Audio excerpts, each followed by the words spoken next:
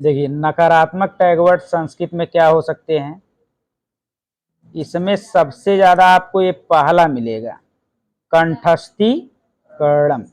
लेकिन एक जगह कहाँ पे सही होगा ये, व्याकरण अनुवाद विधि में, क्योंकि वहां पे जैसे योगात्मक मूल्यांकन अच्छा नहीं है ना, लेकिन अगर योगात्मक मूल्यांकन का मतलब ही पूछ ले तो आपको बताना होगा ना, तो वही एक कंठस्थीकरण अच्छा नहीं है। लेकिन अगर व्याकरण अनुवाद विधि पूछ लेगा तो उसके परिभाषा में ही कंठस्थीकरण आ जाएगा। तो ऐसा भी नहीं है बिना दिमाग से एकदम प्रयोग किए बस कंठस्थीकरण देखे कि ये नकारात्मक, ऐसा नहीं करना। प्रश्न को देख लेना है कि अगर कंठस्थीकरण आया है तो कहीं व्याकरण अनुवाद विधि वाला प्रश्न तो नहीं है। अगर वो प्रश्न रहेगा तो क्या हो सकता है, सही हो सकता है। नहीं तो बताइए, रट्टा मारने से आत्मविश्वास क्या हो जाता है, नष्ट हो जाता है। ऐसा भी पूछा है कि कंठस्थीकरण से हमारा क्या नुकसान होता है, तो हमारा आत्मविश्वास क्या हो जाता है, नष्ट हो जाता है। चाहे कंठस्थीकरण लिखा हो, चाहे स्मरणम लिखा हो, चाहे दंडम लिखा हो, चाहे सजाह लिखा हो, ये सब आपके कैसे टैगवर्ड हैं, नकारात्मक टैगवर्ड हैं। इसको आप थोड़ा सा प्रश्न को पढ़ने के बाद ध्यान देंगे, ठीक है।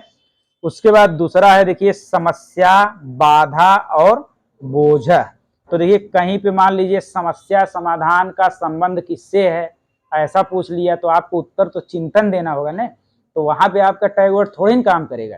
टैगवर्ड जब भी प्रयोग करना है तो समझ के साथ करना है, ऐसा नहीं बस देखे कि कहीं समस्या लिखा है नकारात्मक बताए थे मार के आंख हमसे झगड़ा करने लगे, ऐसा नहीं करना है, ठीक। समस्या, बाधा और बोझ अगर है तो वह नकारात्मक है।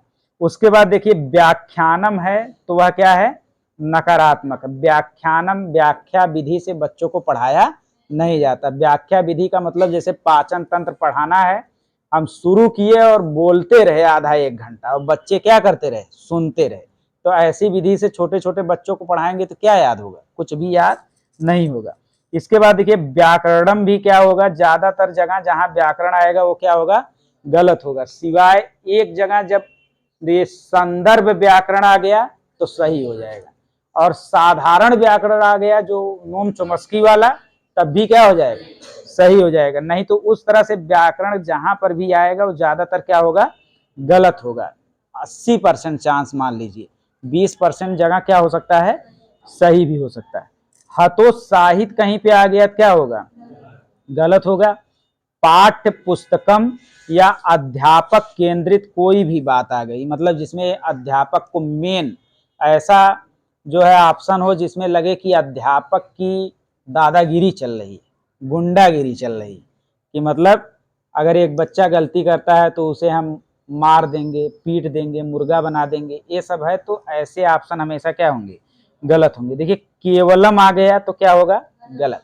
ज्यादातर संस्कृत में आपको केवल वाला मिलेगा, तो इसे याद रखिएगा, केवल आ गया, ही आ गया, मात्र आ गया तो ज्यादातर क्या होगा, गलत होगा। इसके बाद देखिए छात्र कोरी स्लेटे आ गया तो क्या होगा, गलत। सीमित कहीं पे आ गया, किसी ऑप्शन में सीमित आ गया तो एकदम 100% वह क्या होगा, गलत होगा।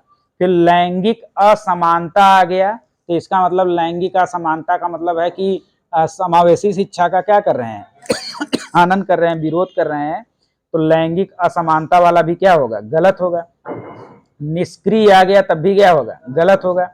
देखिए विद्यालय की भाषा और लक्ष्य भाषा आ गया तब भी क्या होगा, गलत होगा, क्योंकि विद्यालय की भाषा औपचारिक होती है और पहले हमें कौन सा भाषा पढ़ाना है, अनौपचारिक यानी मातृभाषा। अगर ऐसा पूछ लिया कि मातृभाषा के बाद विद्यालय की भाषा पढ़ाना सही है कि नहीं, तब तो क्या होगा, सही है। लेकिन पहले ही अगर विद्यालयी भाषा या लक्ष्य भाषायाम की बात करेगा तो वह हमेशा क्या होगा, गलत होगा। इसके अलावा जो है, जो भी और एक आध वीडियो हम बना के